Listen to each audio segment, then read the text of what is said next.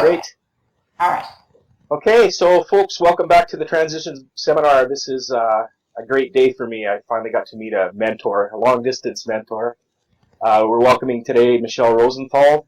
She's an award-winning PTSD blogger, best-selling author, and she's founder of HealMyPTSD.com.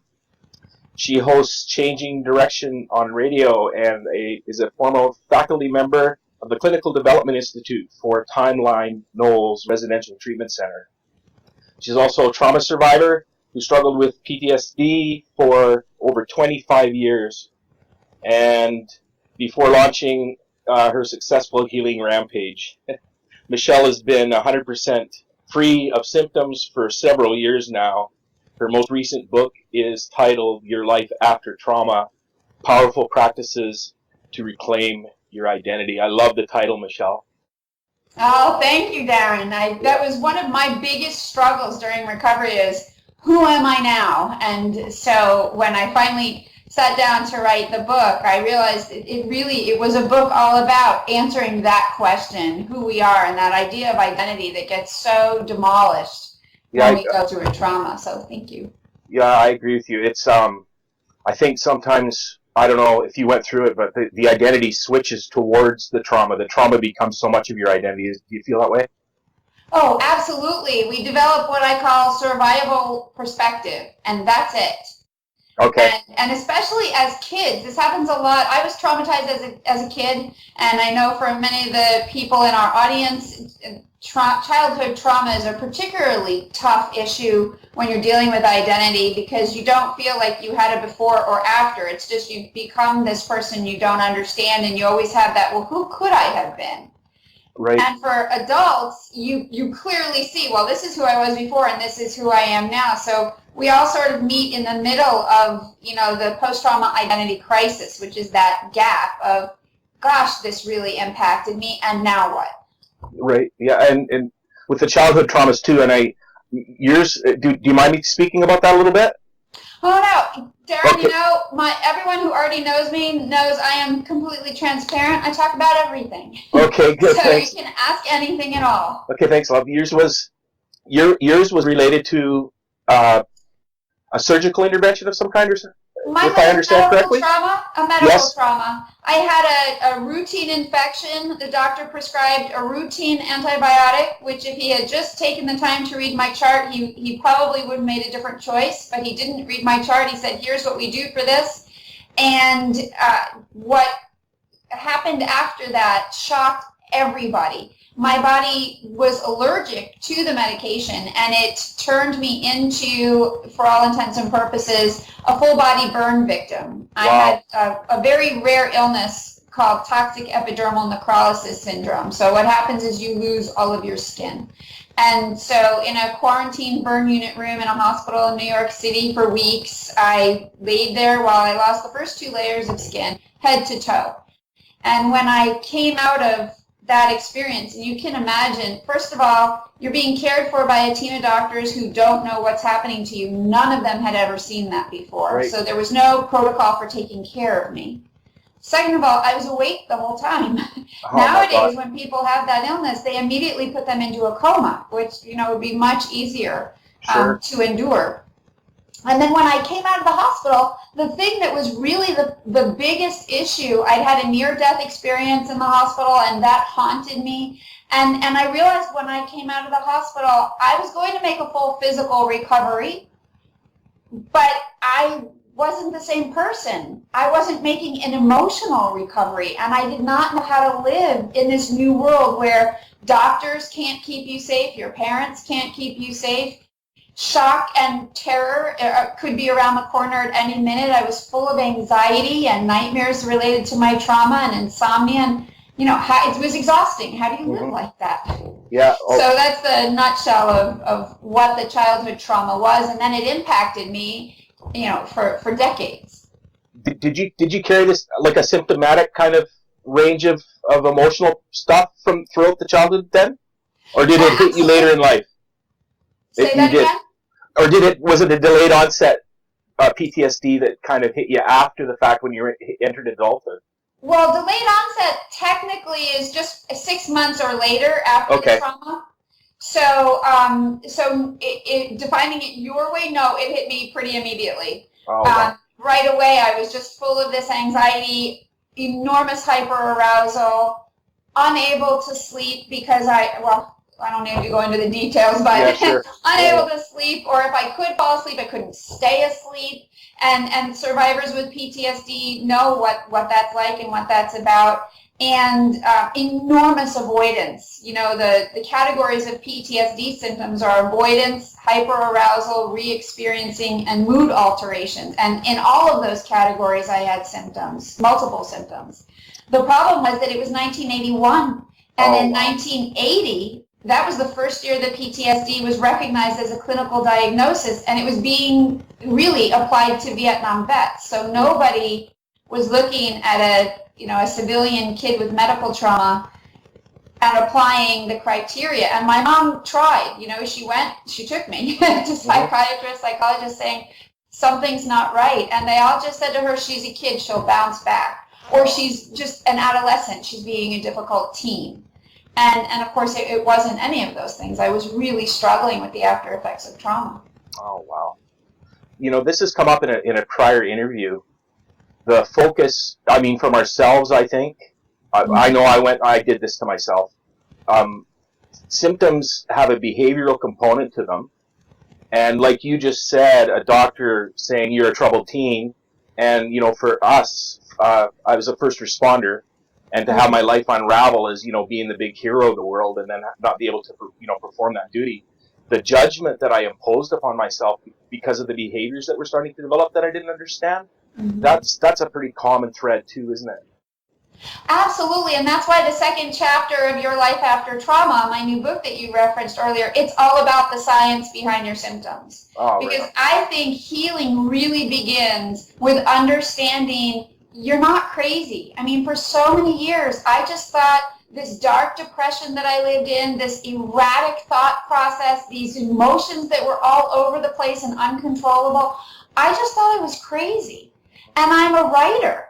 And I've always been a writer. That was my profession anyway. And so when I, got into my early adulthood, I just thought to myself, well, some of the most creative artists of all time, the geniuses, they were all crazy. Yeah. And so I sort of embraced my crazy and said, this means I'm going to be a great writer.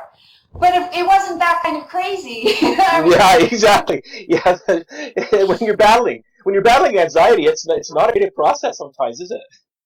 No, it's not. And I did really, I wrote and I was a playwright and I was a poet and I had, success in those areas. But there was always this little voice, Darren, saying to me, I don't think we have to live like this. Wow. I don't think we're supposed to be living in this much pain. And so no matter how much I tried to embrace the crazy, there was always that little voice saying, I don't want to embrace the crazy. Sure. I don't want to live like this. Yeah. And it was a long time before I started listening to that voice, but it was always there in the background, Yeah, the work that I did, I call it the Spirit's Whisper. It's the spirit whispering back saying, no. No. This is just a little bump in the road, but it does take a long time to hear it. And pay attention. And I think it takes a really long time to trust it. What does that little voice know more than what you know? Exactly. It's really hard. Oh, it is. Yeah. I don't think we're raised to maintain our intuition at the best of circumstances. Let alone having to recover something that maybe we didn't understand fully in the first place, especially for you as a child.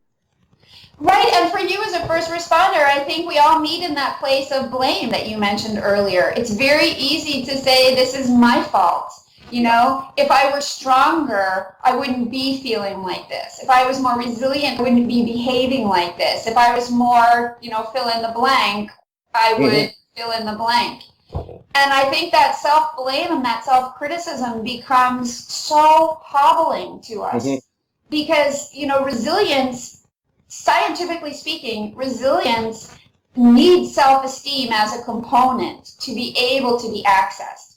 But the more we hate on ourselves, the more unkind we are, the more self-critical, the more we blame, the less self-esteem we have, the less access to our resilience. So it sort of just puts you in a spiral that never ends. It does. And then I think what we're saddled with, and my doctor actually, I remember him saying it to me, why all the shame? What are you ashamed of? And it's a toxic shame that builds with that self-loathing that we kind of go into when we're behaviorally judging ourselves for things we just simply didn't understand, I think.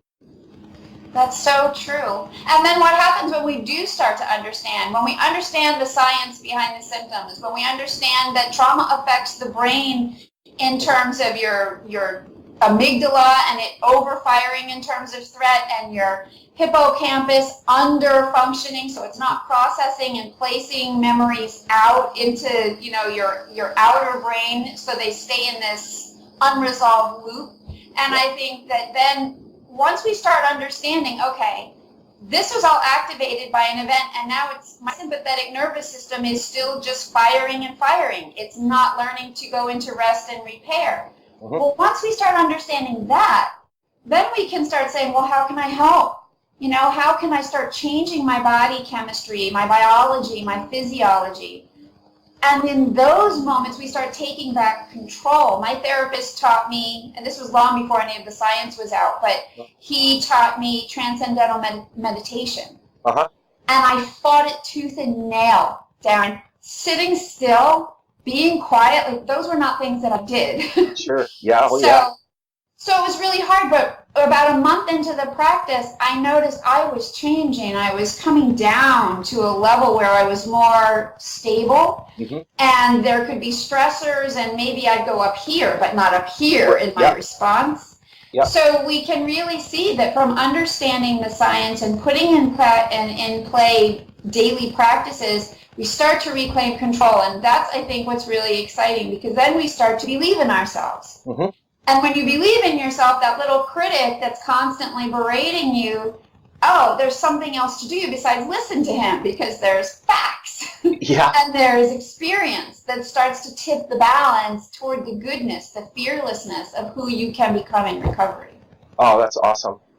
I think we wanted to talk about the effects of big T traumas, you know, the big, sudden, one-off kind of experiences that people go through. But also, can you talk about the accumulative effect as well, like a big T trauma, and also what happens with the accumulated, small T traumas over time? Yeah, it's really interesting. So we have big T trauma and little T trauma, and let's just start with a definition. Little T trauma are those little daily stressors or events or experiences that don't go the way you want. Maybe you got passed over for a promotion at work, and you worked so hard for it. Or a relationship that you're in doesn't work out and you wanted it so badly. Those are definitely little trauma, little T traumas, where it's an uncomfortable feeling. If we define trauma as something that's anything less than nurturing, then being passed over for a promotion is definitely less than nurturing. Well, I like that definition. I do too. That was shared to me by the founder of The Refuge, Dr. Judy Crane. I loved it because it took trauma down to its baseline, where we can all as a community come together and stop saying, well, my trauma was worse than yours, so I deserve to feel this way, but you don't. Right. Or the flip side is saying, my trauma wasn't so bad as yours, so what am I complaining about? Exactly. So we can, with this definition of trauma as anything less than nurturing, anything that overwhelms your ability to cope, anything that changes the way you see your place in the world, now we level the playing field. We don't have to judge ourselves or each other's traumas. We can just stand in the place of a trauma occurred.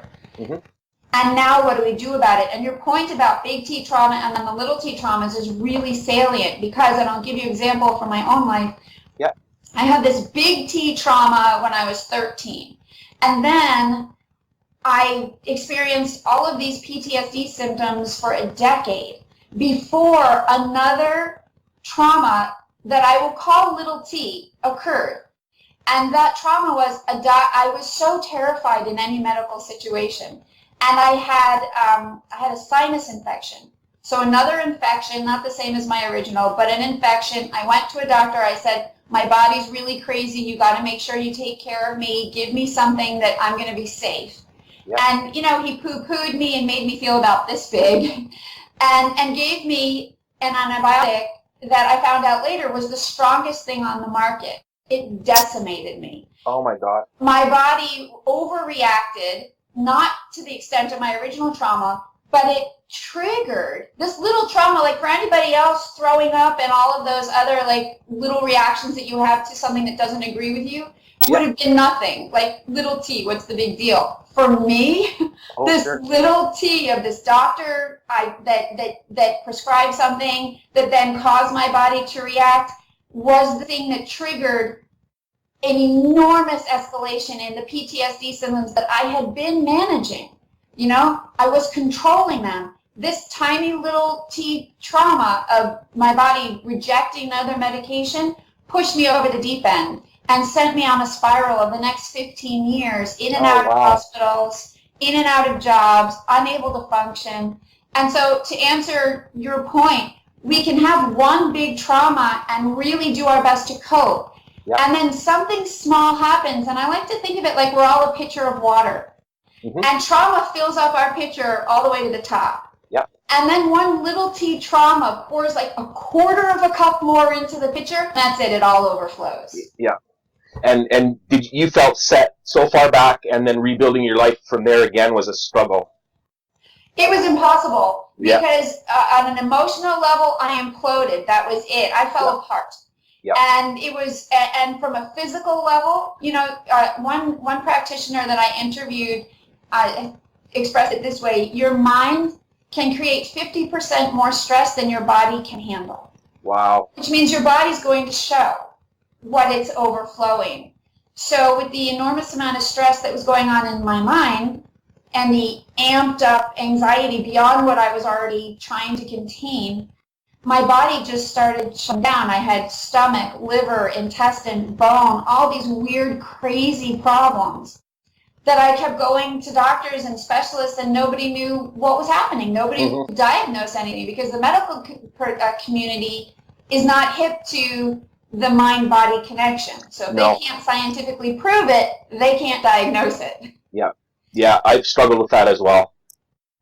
So then you know, it's really frustrating, and that's why we have to be so clear in our ability to advocate for ourselves or to identify someone to advocate for us. Yeah. Because it really, in the end, I'm sure you found this too, and you can tell me what you think, but in the end, recovery really begins and ends with what we do to engage in and participate in the process. And that's in every way, shape, or form. Would you agree? Absolutely. There's nothing I could have even really heard from, like, there were things that in my initial recovery experience was with cognitive behavioral therapy and talk therapy, and that was really all that was out there at the time. I mean, this was only in 2005. Things have changed a lot in the last, even 5-10 years. I mean, it's been incredible. That's true. And you have to be in a position where you're ready to hear from somebody else what's going on, I believe. And I think really what did, help me to survive this was I had it in me to say no. And I maintained enough intellect that I was able to hunt and peck and search and find information on my own. Because like you say, we are confronted with a medical system that was totally unprepared for this.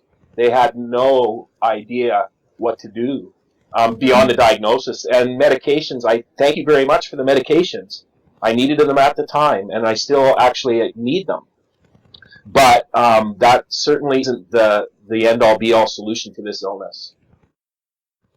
No, I agree. I think there's really a place for medication. I was, because my trauma was medical and had to do with medication, that was not even something I considered. Because that in itself was a trigger for me. Sure. But I've worked with so many people and spoken with so many people in the survivor community. Medication has a great role in helping you regulate and find a place of stasis so that you can actually engage in the trauma work, because trauma work is frightening. Healing is scary. Yeah. And if you're already in a place of panic, then it can't be done. So it's so useful to have medication to bring you to that place where you can do the work, and then, eventually, if you get to that point that you're so far along, then they can be tapered back off. But for other people, it's like you just stay there, and it's because you've claimed your life, you've rebuilt who you are, and it's with the help of these substances, and your life can move forward. And that's really the goal of recovery, however you get there. Yes, exactly. And finding just, I don't know, I think you're obviously very passionate about this, and I think we become that way because we've lived it ourselves and we want to give back. And I think too that was a godsend for me as well. Having that goal in mind always to, get to this point where I can conduct an interview like this. I always had a vision of it, but when you're not healthy, you don't expect it's going to happen, totally. But to have that vision and something just to kind of creep towards. And I do mean creep. It was tippy toes. Yeah. Definitely. I think that's awesome. I think that's so beautiful. I love that you were able, in your pain, to say, someday I'm going to do something good with this. Because I interviewed a traumatologist recently for an article, and she said that the thing that's at the beginning, the middle, and the end of survival is hope. That's it to her. That's it.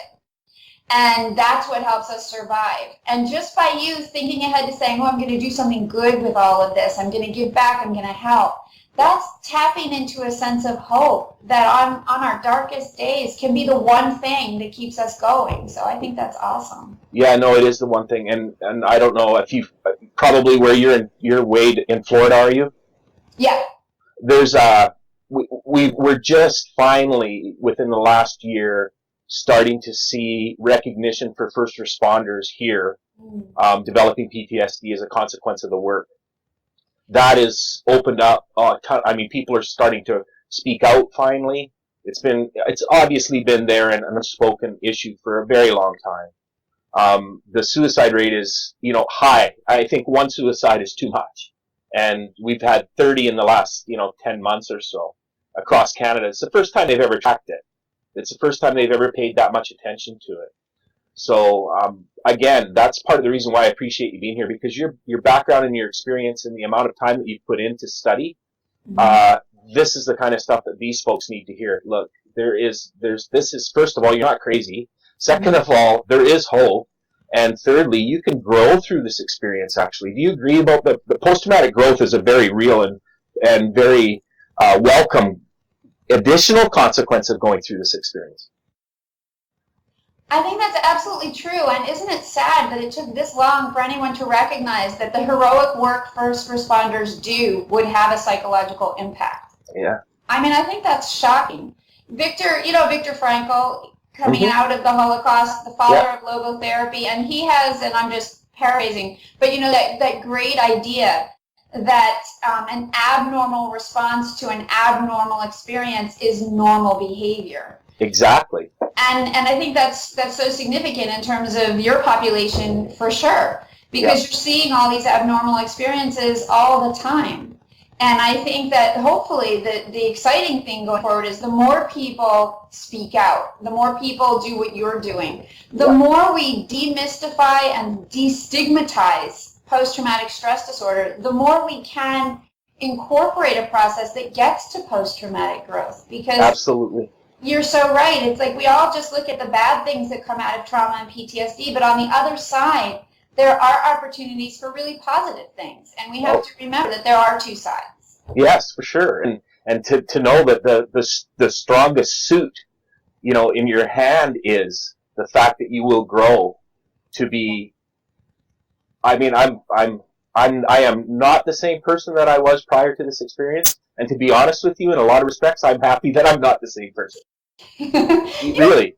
It's so funny you should say that. Tell me why, because I don't have in my history the opportunity to say that, because I wasn't an adult. I didn't have a person. But I hear that so often from adults. Tell me that, because I think it's so exciting. Okay, it's about, for me, it was about being stuck in that North American Western way of life that is the treadmill and the gerbil wheel that says status and money and all of those things mean something, and that's why you're here and that's what you strive to do, and we take those lessons in and we don't pay attention to them, but we just become that kind of person.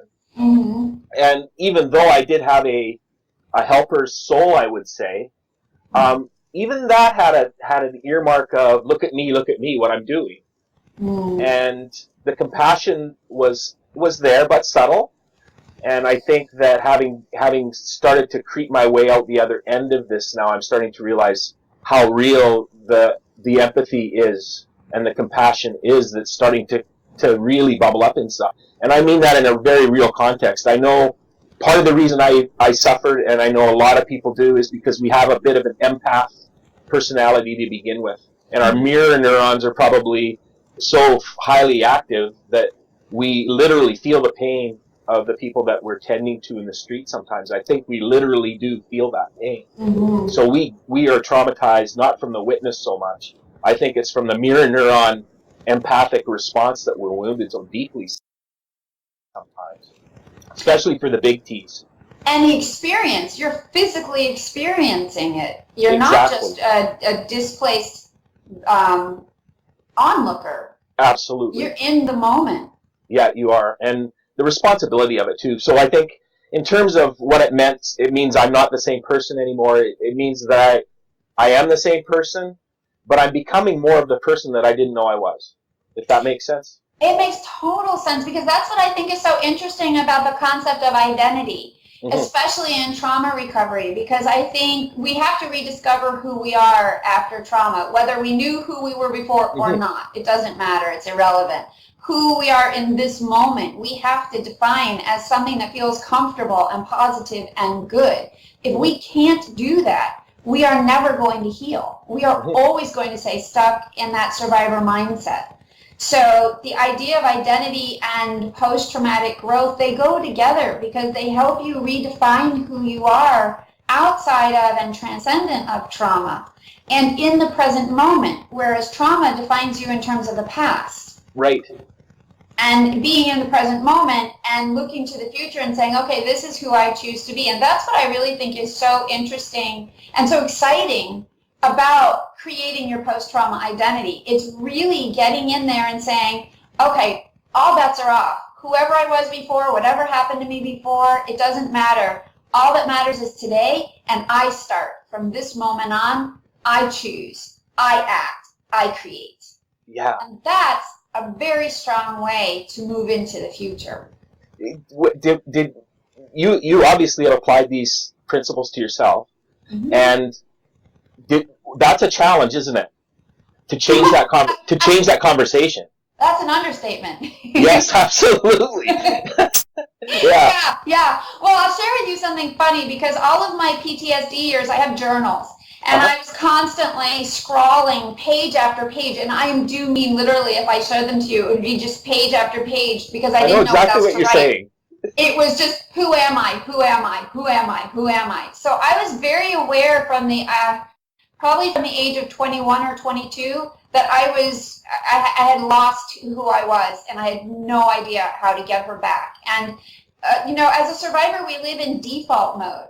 So we react to what happens to us. We don't make choices. We're in defense mode. So we don't proactively create. And I'm generalizing, but no, I agree.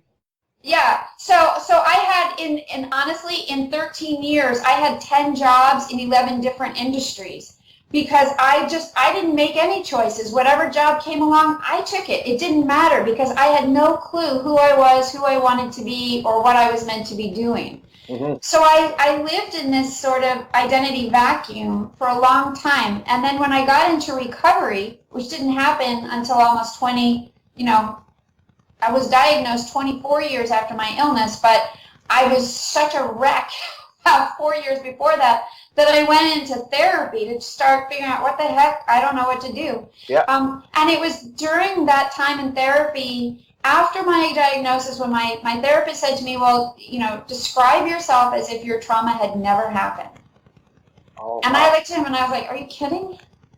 Like, that is the main thing. That is who I am. I can't describe myself as if it didn't happen. That was like a light bulb to me. Oh, sure. I had no clue what to do with it. But it really helped me get clear on the problem with my identity was all I could see myself was as a survivor. And from that point to the end of my recovery, I worked really hard developing what I write about now, post-trauma identity. How do we create it? And this process of being able to look back and see what you can and can't see, and being able to identify what it is from the past, if anything, that you want to bring into your present. Because the truth is, we're human. We're wired for joy. We're wired for happiness, just the same as we're wired for fear. So after trauma, what happens is our fear wiring really takes over. But it's sort of like, with genes, experiences can turn genes on and off. Yeah. Well, experiences can also turn on and off parts of who you are. So after trauma, maybe your joy part is turned off, but that doesn't mean it can't be turned on again. And so I started getting really clear on what kind of person I wanted to be. And at first I didn't know, because if you ask a survivor in the midst of recovery, what do you see in the future? I don't know about you. Could you see anything? Nothing. No. Nothing. Nothing. No. And even in my first book was my PTSD recovery memoir, and it's called Before the World Intruded. And there's a whole chapter called Blank White Canvas, because that was all I saw when I tried to picture the future. It was just like this blank whiteness. There was no picture at all. Yeah. But there are ways to develop the picture, and it's totally normal. With PTSD, we don't think we're going to have a normal lifespan. We don't think we're going to have families or kids or successful careers. So it's very normal that we don't see a future. Mm-hmm. But given all of that, we can reverse engineer being able to see the picture, and a picture that deeply resonates with us. Mm-hmm. And so it was that process that I started putting myself through, that I then, started working on with clients many years later, and that I put into Your Life After Trauma. This process of how do we create when we don't know how to create.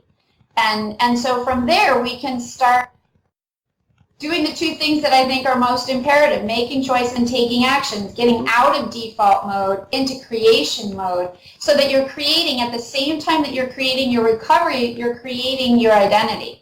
Which is actually a really nice bridge, because when you're done with recovery, here's what happens. You're shoved out of the therapist's office back into the real world, and if you don't have a bridge from who you just were to who you're going to be, you're just stuck there spinning around. Yep. And so having a post-trauma identity allows you to transition into this new person, so that when you're done with recovery, you already have an idea of who you are and where you're going, rather than you get out of recovery and, okay, now you don't have any frame of reference at all.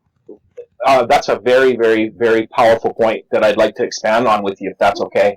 Sure. What we're experiencing here right now is, and again, I have to cut everybody some slack who's trying to do something. New programs are starting to become available for first responders, other people too in industry, variety of industries that are dealing with this now. And they have short-term programs. I'm going to guess. I'm not going to say this is exactly what's going on, but I believe it's a 7-week program. And what's happening is people are going through the program, they finish the program, and then they're tossed back out into the world with no follow-up care, and with no connections, beyond the 7-week program. And I think that that's a travesty. From my point of view, I think.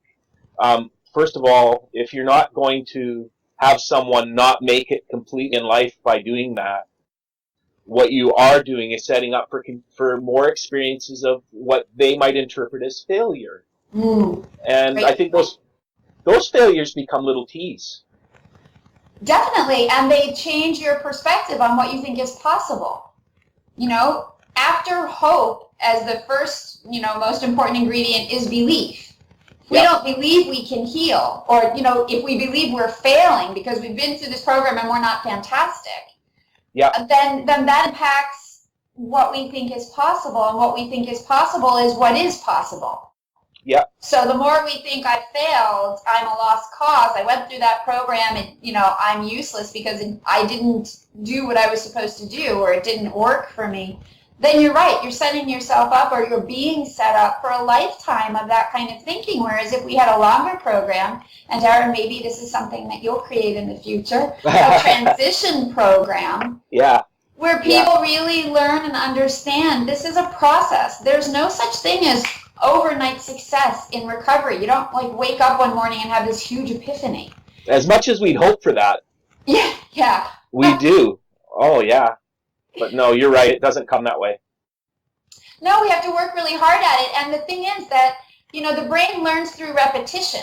Mm-hmm. So, and here's another really interesting and essential tidbit about the science behind all of this. PTSD symptoms are driven by your inner brain, that reptilian part of your brain that's in charge of all your instincts. That inner part of your brain has the least amount of neurons, which means it learns really, really slowly. The outer part of your brain learns like that because it has so many neurons. It has more available ways to create and embed new neural pathways and new processes, new habits, new patterns, new thoughts, everything. But the inner brain doesn't. So it requires enormous repetition over and over and over to retrain it. 7 weeks is not always going to be long enough. No. So we need to understand that even if we get out of a program and there is no transition, it's up to each person to say to themselves, all right, that was 7 weeks. Yeah. Okay, there are 52 weeks in a year. I'm giving the rest of this year, every week I'm going to keep working what I learned in the program. Yeah. So that we ourselves create the process and the program that we need, even if it's not professionally offered. Yeah, exactly. Going back to your work around reestablishing identity, that's another issue that we're dealing with, and it's the fact that people who go into this line of work, they make the work everything that they are through a course of a career. Their friends are all firefighters or police officers. Their families all hang out together. They never really get a separation from. And I know other professionals, particularly here in British Columbia now, who are speaking directly to these people. There are some really high-profile, very, very, very qualified psychologists now working towards getting into the first responder community. Two people that I just absolutely, totally trust to do a very good job of this. And that's what their message is, and they're trying to get it through as clearly and as succinctly as possible. Don't make your work your identity. Yeah. That's what you do. Separate, get some downtime. You need to learn a work-life balance in order to maintain resiliency throughout career in the first place, let alone if you happen to get a big T trauma on the job. I mean, that's a pretty significant, unexpected thing that I don't think we could totally protect for that. What are your thoughts on that? Well, I think it's a great point, and I'm so encouraged that people are speaking to the idea of identity and being able to separate yourself from your work. Because the truth is we're all, our identity's this big. Yeah. But if we only define ourselves by work, it's like defining yourself this big. Or if we only define ourselves as survivors, it's like this big, So one of our main healing processes has to be to open that lens, expand that perspective, see the whole person. Yes. And there are ways to do that in so many different comfortable, manageable processes, so that you really have a bigger view. In trauma, so often I feel like we're like these teeny weeny little beings, and we're looking up at the world and we're just overwhelmed and frightened by it all. But what if we were really tall giants looking down at the world saying, okay, I got this? Yeah, exactly. And that's the shift, because in recovery and in the identity process, the shift is really from powerless to powerful. Right. It's from feeling less than to feeling more than. And by encouraging people to separate themselves, to see your identity as a whole, not just as a faction of what you do, is amazing advice. I'm so excited that people are talking about that, because it's essential. Yeah, it is. It's absolutely essential. You've read some works. Have you read some works of Joseph Campbell at all? Yes. And the whole idea of in ancient times, the people that went through what we have gone through were the shamans. They came out the other side as the people with the wisdom to understand and to help other people through these things. So I kind of excited about that for people that are doing what you and I are trying to do. It's a very spiritual thing, as far as for me it is anyway. Yeah, I absolutely, I can see that and I agree. I think one of the big challenges is you can look back and try to find some meaning in what happened. You know, Mm-hmm. we are beings that need meaning. We create meaning all day long. Yeah. So the problem with trauma is there is no definitive meaning in what happened to you. You can't find a meaning in that. Like, why would a child suffer? Why would a first responder have to go through what you guys go through? So you can't look back and find meaning in the trauma necessarily. Some people Mm-hmm. can. I Mm-hmm. couldn't. No, me neither. But even if you can't find meaning in the trauma, you can make meaning come out of it. Yeah. And that's what you're talking about.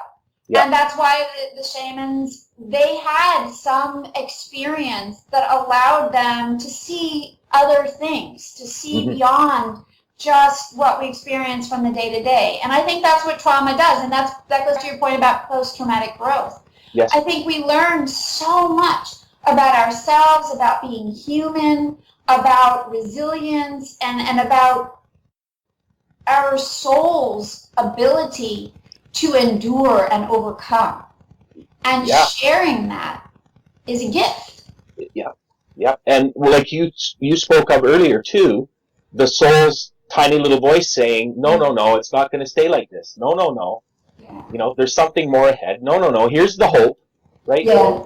And it's finding that. It's finding for me. It's finding that making sure that we learn to pay attention to that.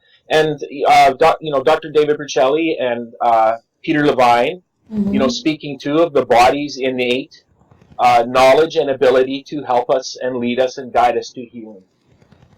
That's so true, and I think you bring up two excellent examples. I love both of them, the founder of Somatic Experiencing and Tension and Trauma Releasing Exercises, and I think this is a good time to put into our conversation how important it is, and it goes along with the idea of identity, knowing yourself, checking Yes. in with yourself, the idea that there is no one way to heal. Mm-hmm. We have a slew of opportunities, approaches, and modalities. And the most important thing is to create your way to heal. So checking in with what resonates with you. Mm-hmm. You know, for some people it's equine assisted therapy. For me it was hypnosis and neurolinguistic programming. For other people it's somatic experiencing. And for most of us, we all start in talk therapy. Yes. So it becomes, two parallel tracks of the traditional cognitive stuff and the non-traditional alternative subconscious stuff that we put together to make one healing process. But for every single one of us, we're unique individuals. So that healing process is also going to be unique. Yes, and I love that. I'm taking the Greater Good Science Center Happiness as a science course right now. Oh, cool. And they offered last night something that resonated, and it speaks to what you just mentioned. It's finding within what we're learning the fit. What fits us. And with a unique trauma, it makes wonderful sense, and it's actually a brilliant and beautiful picture that the healing process is going to be individually designed. There's no other way to look at it. It has to be individually designed. Absolutely. I'll share with you just a little snippet of my recovery that started with talk therapy and cognitive behavior therapy and all that stuff. Mm-hmm. And that was helping me. That made me stable enough to get out of the bed and go back to work. Mm-hmm. And we used in those processes EMDR, an emotional mm-hmm. freedom technique, and TAPAS acupressure technique. And I was back stable and at work, but in an enormous amount of emotional pain. So not really thriving, but mm-hmm. managing again. Yep. And then I had this experience. It was New Year's Eve. And I was at this huge party at a swank hotel here in Florida. And I mean, there were 500 people, a live band, balloons, performers, a packed dance floor. Everybody's having the best time. And where am I?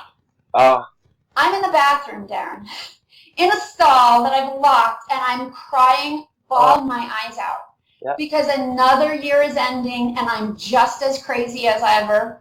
And yep. another year is starting, and I have no vision for how it's going to get better. Yep. And I just cried and cried and cried. And when I finally exhausted that. I pulled myself back together, went back to the party, and my brother was at the party, and I said, just dance with me. I don't want to have to talk to anybody. I don't want to have to pretend I'm having a good time. Just get on the dance floor with me. Yeah. And here's the thing that happened that rocked my recovery in the most unexpected way. We danced, and I felt better. Wow. The movement, the beat, the freedom in moving my body and transcending my mind was amazing. And I realized as I looked back, I had always loved to dance. Yeah. But I had never thought about it in terms of something that could help me heal. Oh, but I felt yeah. such joy in that moment. And I thought that little voice we've been talking about, that little voice came up and said, we need more of this. Right. And so from there, I started to incorporate dance in my unconventional process because I didn't have anyone at that time guiding my process. I had left my therapist because he didn't, when I said to him, you know, I think I have PTSD because I was a mess and not making progress. Mm-hmm. And I'd taken this PTSD self-test as 22 questions and answered positively to 20 of them. Yeah. Yeah. And I brought this to him and I said, what do you think? And I said, do you think I have PTSD? And I kid you not, Darren, he said to me, what is PTSD? Oh, yeah. Oh, yeah. Yep. And I thought, okay, I'm on my own. And so on my own, I'm on this dance floor and I think I need to feel more of this, whatever this is, this feels good. And I'm from New York City originally, but I left the city because I was falling apart and relocated to this tiny little beach town because I thought this would be a place that I could heal. Uh-huh. And so there was no club that I could go to on a Monday night. Yeah. Yeah. But I decided I needed to dance every day because that was the thing that was going to help me pull myself out of this despair. And I literally signed up for a dance class every single day. It did not matter what it was. I had never partner danced before. I was new in town, so I didn't know anybody. I signed up for cha-cha, salsa, Argentine tango, East Coast swing. It didn't matter. Yeah. And here's the reason I'm telling this story because it taps into what we were talking about. You can't tell somebody else, go take a dance class every day and it's going to be the thing that leads you out of the darkness. But for me, it allowed me to access a part of myself that was joyful, that was life-affirming. Mm-hmm. And that is seminal for any of us. Mm-hmm. So every single one of us can look for what feels right to me. Like you said before, what's the good fit? Yeah. What's the good fit? Because when we start doing stuff that's the good fit, and there is dance therapy for sure. treatment. Yeah, for sure. So that it is actually something that works. But for each of us, we have to decide what's the good fit and then design your process around that. Yeah. Because when you do the good fit, and I saw this for myself and I see this for my clients too, when you have the good fit, you start to develop a deeper inner connection. And so that disconnection that trauma creates starts to be healed. And to me, that's part of the soul wound of PTSD. You're completely disconnected from who you are and the good in who you are and the life-affirming sense of who you are. Yeah. So when we start to heal that, we gain courage, we gain strength, we gain creativity, and we become more brave and bold in recovery. And from there, anything is possible. It is. And that takes me to another Campbell quote. Find the place inside where there is joy, and the joy will burn off all the pain. Yeah. Thank you so much. I so appreciate this. Fun. It's been great. Is there anything you wanted to leave us with? Yeah, I would leave you with what I always believe, because I think the number one thing we need in recovery is a truth, right? We need a truth. Mm-hmm. And this is the reason I wrote Your Life After Trauma, Powerful Practices to Reclaim Your Identity. At the bottom of that, at the bottom of all the work that I do, at the bottom of the HealMyPTSD website, which I founded for survivors so that we could talk about PTSD from the survivor perspective, which is very different than the clinical perspective. Yeah. At the bottom of all that is this belief that I have, and it came out of my own recovery, this belief that we all have enormous healing potential. The goal is just learning to access it. And that's the goal and also the challenge. So I leave everybody with that challenge. How are you going to access your healing potential? And no matter how many times you think you've failed, which is really just you've met an unexpected outcome. It didn't go the way you wanted. No matter how many times that happens, your healing potential is innate.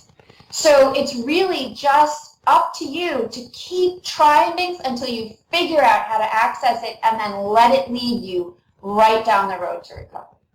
And design that individual personal plan for yourself.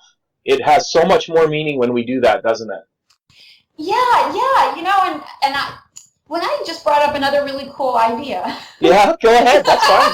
I'm good. As long as you're good, I'm good. I know we're out of time, but like the really cool idea about that is what we develop in terms of our process during recovery and who we develop ourselves as during that process has so many applications to your life after trauma. Oh, absolutely. It's not like you go through healing and, well, that's done and you don't need any of that. You use that as a springboard to the next thing. And that's, you know, all right, that'll be the subject of our next conversation. Okay, well, that sounds good. I would love to do this again. Thank you so much, Darren, for everything that you're doing and for your focus and the beauty of you giving back, of taking what you know, of being the shaman and leading the way. Thank you so much, and thank you too. It's been a blessing. I'll see you next time. Okay, bye-bye.